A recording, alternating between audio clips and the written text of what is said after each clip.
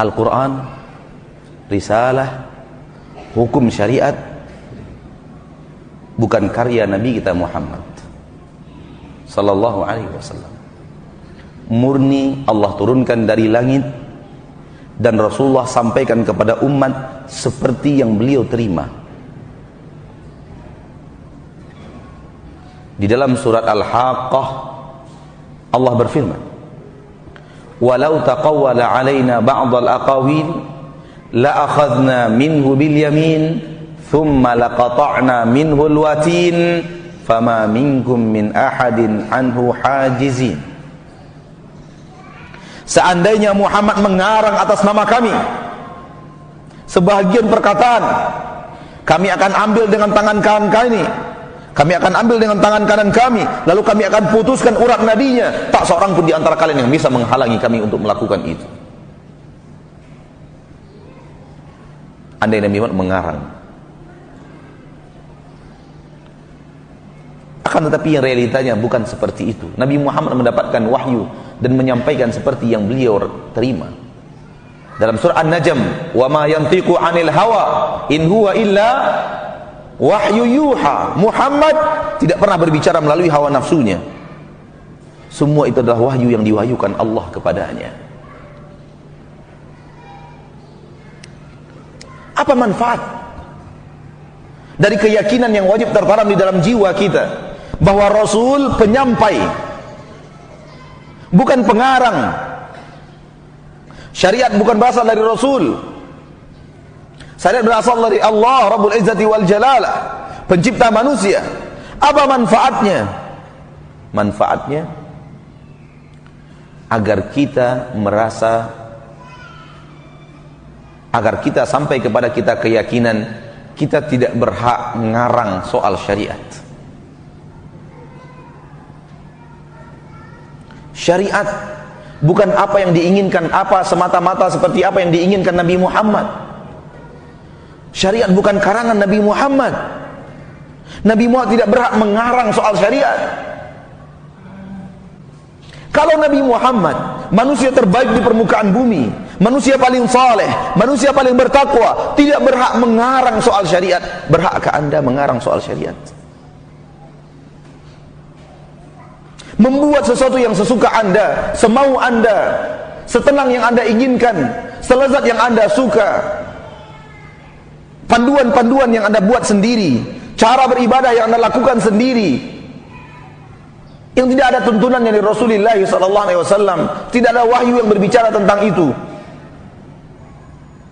Dari mana Anda mendapatkan hak untuk mengarang itu? Siapa yang memberi izin kepadamu? Jibril mana yang turun kepadamu? Risalah apa yang kamu dapatkan?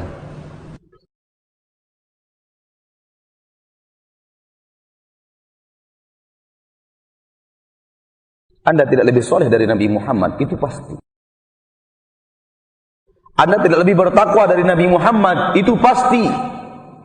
Anda tidak lebih pintar dari Nabi Muhammad, itu pasti. Ketika Anda tidak lebih soleh, tidak lebih pintar, tidak lebih mulia, tidak lebih bertakwa, pantaskah Anda membuat sesuatu sementara Nabi Muhammad tidak pantas membuat sesuatu semaunya? Berfikirlah wahai pelaku bid'ah, agama ini bukan sesuai dengan hawa nafsu Nabi Muhammad. Agama ini syariat, agama ini wahyu, agama ini Allah turunkan dari langit.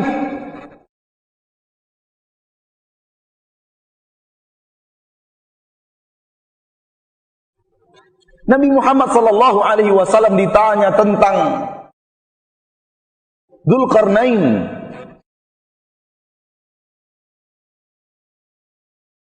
Nabi Muhammad mengatakan, besok saya jawab. Allah tahan sebulan berita di langit, tidak Allah turunkan kepada Nabi Muhammad berita tentang Dzulqarnain. Karena Nabi Muhammad sedikit terlontar kata yang tidak pantas. Besok Rasulullah tahu apa yang terjadi besok? Tidak tahu. Baru kemudian Allah turunkan seraya turun teguran kepada Nabi Muhammad sallallahu alaihi wasallam, wala taqulanna li syai'in inni fa'ilun dzalika ghadan illa ayyasha Allah.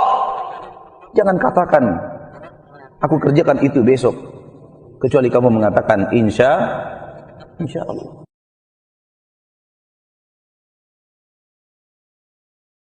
Ketika perang Uhud, kita tahu bagaimana Rasulullah SAW menderita di perang Uhud. Beliau terluka, giginya rontok, sahabat-sahabatnya berguguran di medan jihad. Apa kata Rasul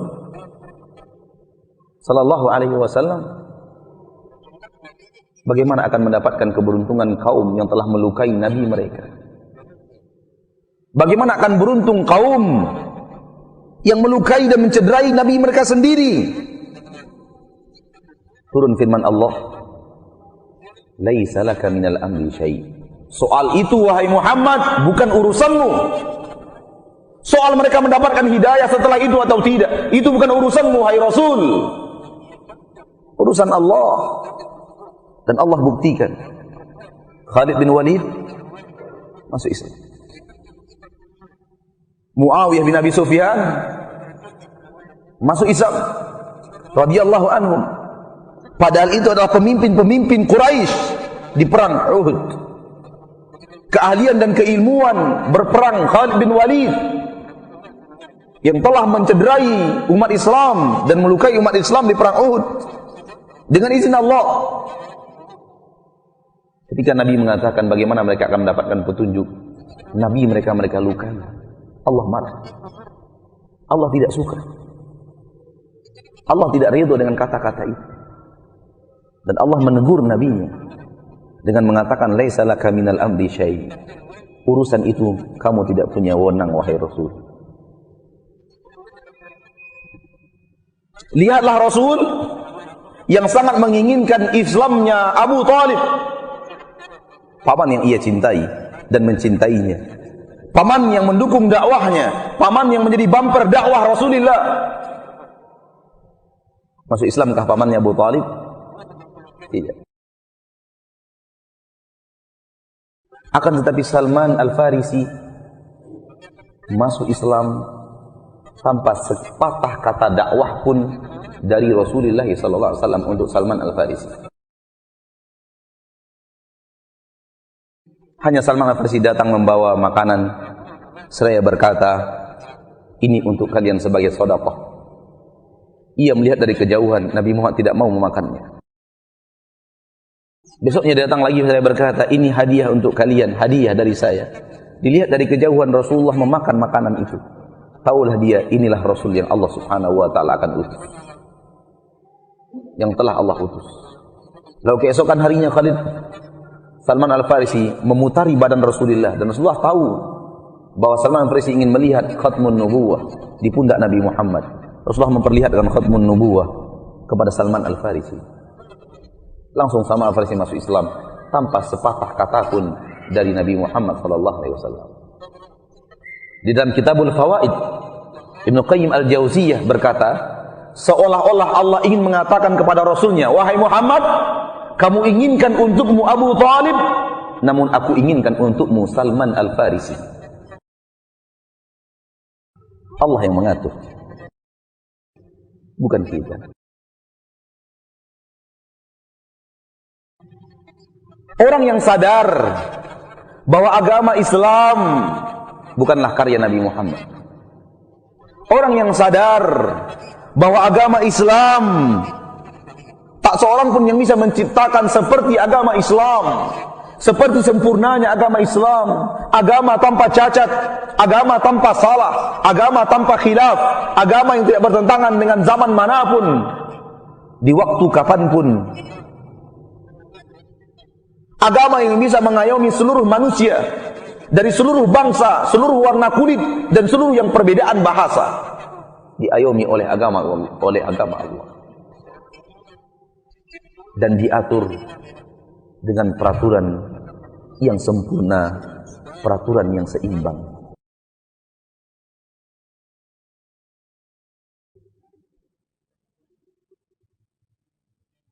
Adapun manusia, kalau manusia membuat peraturan, bisa untuk tahun ini, tidak bisa untuk tahun yang akan datang. Bisa untuk 5 tahun ke depan, tidak bisa untuk tahun berikutnya.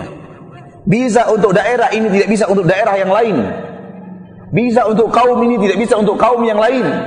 Itulah peraturan umat Islam, manusia untuk manusia. Dan di dalam peraturan yang tidak bisa itu, yang sedikit itu, yang ruang lingkupnya kecil itu, mereka pun berbeda pendapat.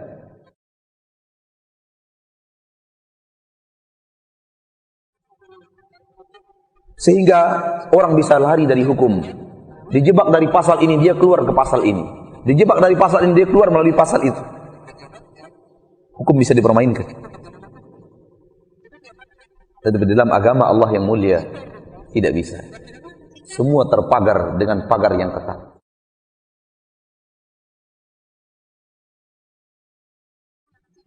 Kita wajib meyakini agama yang kita cintai ini, yang bernama agama Islam, wahyu dari Allah, turun dari langit melalui malaikat Jibril kepada Nabi Muhammad sallallahu alaihi wasallam.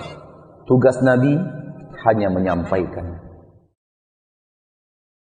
Wa ma 'alaina illal balaghul mubin.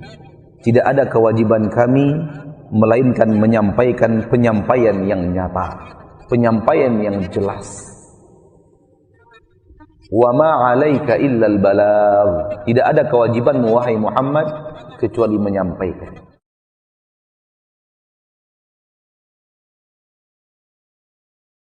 Orang yang paham itu tidak akan berani mengutak-atik syariat.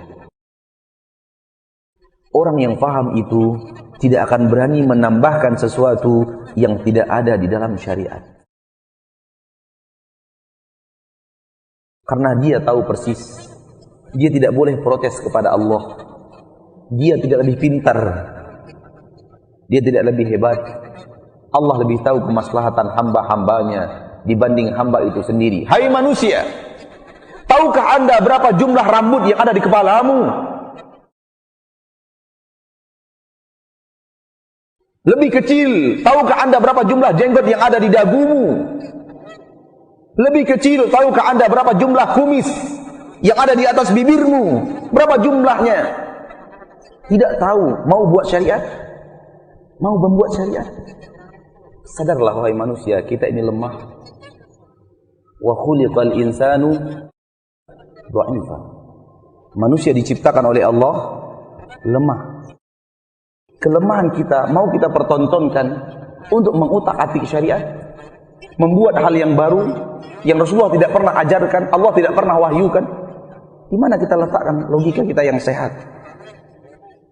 Kalaulah kita boleh membuat syariat baru, untuk apa Allah mengutus Rasul? Kalaulah boleh kita menambahkan sesuatu yang baru, untuk apa Allah turunkan firman-Nya di dalam Al-Quran? Al-yawma akmaltu lakum dinakum. Hari ini telah kusempurnakan agama kalian. Kalau masih boleh ditambah-tambah, apa makna kesempurnaan? Ketika ayat itu turun di Mekah, di Arafah, al-yawma akmaltu lakum dinakum.